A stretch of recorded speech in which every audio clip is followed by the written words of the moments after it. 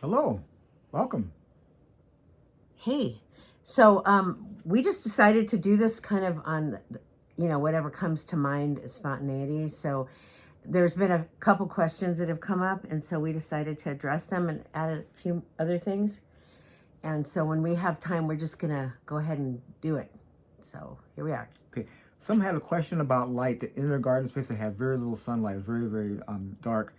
And my experience has been if the soil is good, plants grow pretty well in shaded areas. I'm amazed at what things I'm growing in full shade that shouldn't be are growing well. So what you can do is improve the soil, and that's going to really make a difference in what you can grow there. And then in shaded areas, you can grow things that doesn't need a lot of sunlight, like all your brassicas, you know, broccoli, cauliflower, kale, those kind of things. And then your greens like lettuce, spinach, cilantro, arugula, they can tolerate more shade, and so grow things that will thrive in shaded areas, and you'll be good. And then always continue to build your soil. Yeah, now during the winter time, fall, winter is, if you look at nature, if you, God really did this well. Every fall, He puts a covering on the planet, and here's the wisdom: as winter comes, there's more rainfall and more snow, which creates compost tea over those fallen leaves and builds the soil for next spring's growth. So again, nature design is perfect, and so the best time to add the material to your soil is fall, winter. Bring in wood chips, and then just the rain is going to really take those nutrients into the soil and build that soil for next spring's growth. So it's just again, if you observe nature, it's just amazing how well it's designed.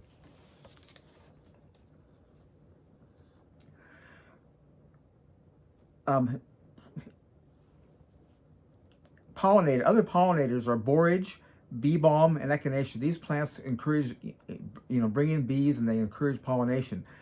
Um, Anything like any of the butterfly plants, and anything with flowers is going to encourage pollination. So just keep that in mind when you do it, and then just try to make them not just flowers unless you just really enjoy flowers. We don't capitalize much on flowers here. We just mostly plant medicinal and food forest or whatever, because I just feel like everything that's here needs to be able to be used for either food or medicine. So if that's why he mentions those in particular, because I planted those years ago, the borage and the bee balm years ago, originally to bring in the bees. And so anything that flowers really will bring in bees. and you want to buy your seeds now. Get your seed catalog shows up. Buy it right away, because I think a lot more people are becoming aware of the importance of growing their own food, and so there could be shortages. So get right on it and buy the seeds you need right away. And then you want to be careful on types of seeds. Like some seeds only last a year, such as onions. They'll only last a year. Other seeds will last longer, and so it's important to get seeds depending on how you're going to use them for longevity. And heirloom are best. Of course, things that are Reproduce themselves. self-pollinating is really important. You don't want to buy hybrids. Capitalize on favorites like The ones, the things that you'll eat, the things that you like, know that not only are nutrient dense, but you will definitely eat them, and you want to get them sooner than later because those seeds are more apt to be ran out. superfood seeds are kale, cilantro, lacinato. That's the Kale. Russian. The kale is lacinato kale, red Russian. Then vine ripe tomatoes, and again, it's important to get foods that are nutrient dense. You want to get food value for your body when you eat things, and so get good foods. And it's best not to grow them in the greenhouse. I mean, starts are okay in the greenhouse, but unless you're wintering things over, which is exceptional, and you want greenhouses for that. But during the growing season, if you can get vine ripe tomatoes that have ripened on the vine outside, it's going to have a lot more nutritional value than you would in a certainly. Even when you buy them in the store, they say they're organic, yada yada, but often they're just greenhouse grown. But I don't know if you've ever had the opportunity to smell a vine ripe tomato. It's just, you can smell the phytonutrients in them, and you just know that is feeding your cells correctly. And right now we certainly need to capitalize on that. Now herbs that are both medicinal and culinary, and these are rosemary, thyme, parsley, oregano, tarragon, basil, marjoram, and sage.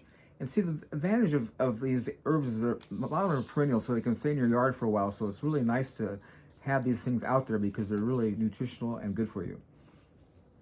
Yeah, and I think it's really important to capitalize on superfoods right now. Any way that you can get the super nutrient dense foods, like when he said kale and the lacinato, which is the dinosaur kale, and the what do you call it, the red Russian are our favorites.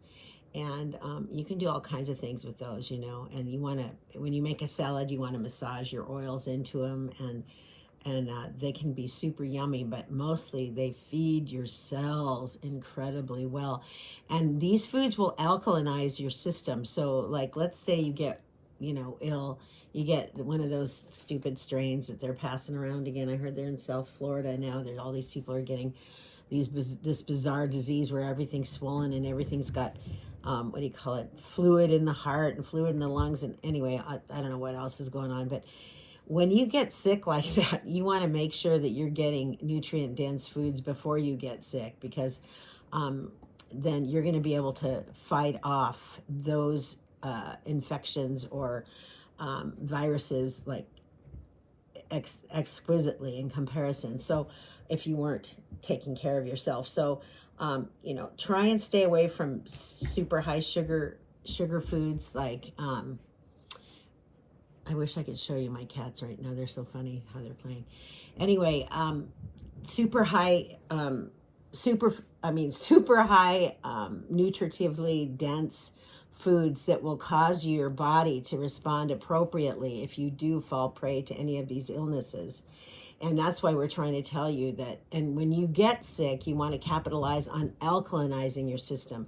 So you want to stay away from meat and pasta, rice, potatoes, bread, any of those things that we want to grab, you know. It'd be nice to do green drinks, you know, fruit drinks that are not super sugar laden. You know, I try when I do a fruit drink to try to throw some greens in with it, you know, just so I can offset some of the sugar, because sugar in any form is, and a lot of it is not great for us. And so you want to be able to heal, your body cells would heal itself much faster if you put yourself on an alkalinizing diet. And something else I'd like to inject is that we are all drinking out of plastic on a continuum right now in our culture, and it's not good for us at all. It affects especially male hormone, but it really affects our body because the microplastics are getting into our system. So if you can get a resource like some really good water, and try to put it in glass or in you know, even like stainless steel, but try and stay away from plastic. I don't care how good they say it's for you, it's not. And so water is huge, and you want to have a clean source of water that's you know, not full of nitrites or chlorine or whatnot. If you're in the city and you have to drink chlorinated water because that's all that's available to you, I tell people put it in a, you know, a container that can be exposed to the air for like at least an hour or so, because you're going to dissipate a lot of the chlorine evaporate a lot of the chlorine into the air. Thanks. And that's going to be a lot better for you than if you were to just drink it straight out of the tap. So, and everybody should be trying to drink at least half their body weight in ounces of water. So like, let's say you weigh 150 pounds, that would be 75 ounces of water, you know, per day. And you know, if you start drinking any more than that, you want to add minerals to your water, because you end up losing minerals, and you could actually overhydrate. So, but when you're sick, you definitely want to drink lots of fluids, because that's helping you get rid of the mucus and all the things that have accumulated, the toxins in your body, to get rid of that. Okay, was there anything else you wanted to share? No, that was it. Okay, and you know, I wanted to say a little bit about I don't know, I guess I can be in the video. I wanted to say a little bit about the things that you actually have growing in your area. If you live in a yard, just in the city, or if you're in the country, or any place that you know that is not full of toxins, that it hasn't been sprayed a lot, just start paying attention to your environment and identifying some of the plants that are coming up around you that are actually food.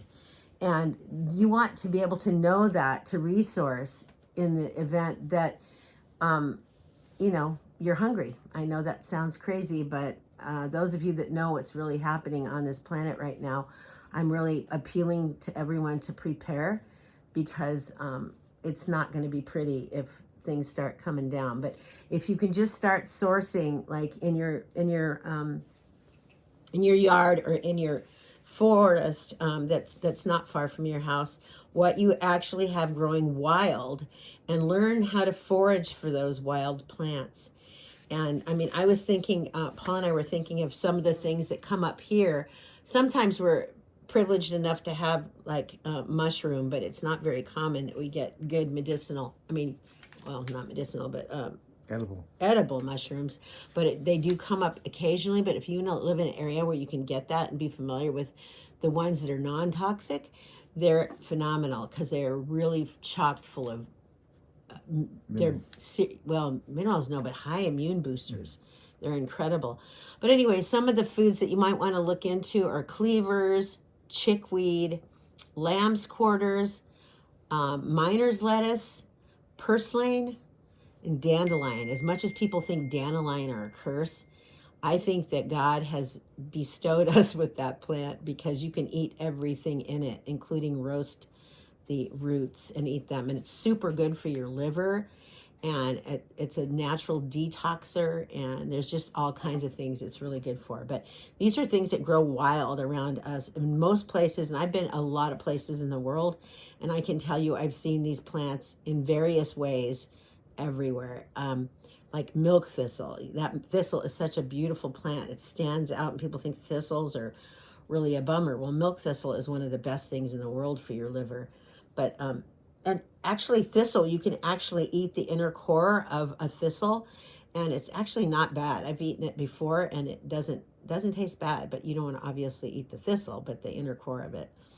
But those are all volunteer medicine and food medicine that has been given to us by God. And just like during I think it's in the spring, I will go out and pull off the fir tips off the trees and make medicine out of that. There's so many things.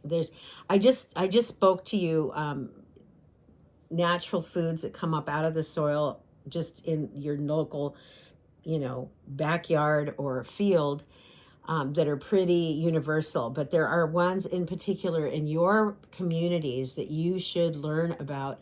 They even have apps now. I've got one that can identify a plant that you're not exactly sure of.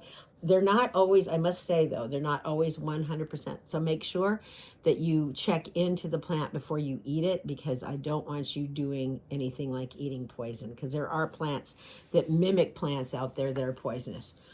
But I don't want that to deter you, because these other plants I spoke of, the cleavers, the chickweed, the lamb's quarters, the miner's lettuce, the purslane and dandelion, those are all pretty common, and I don't think they can be easily confused if you've got a good identifier. And like I said, there's apps on the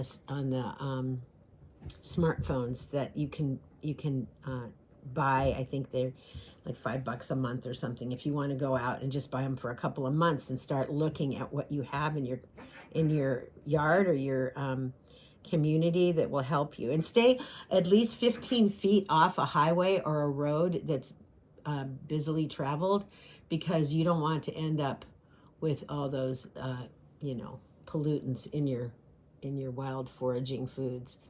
Anyway, that's probably all I have to say. Do you have anything else to share, honey? Good. Okay, bye.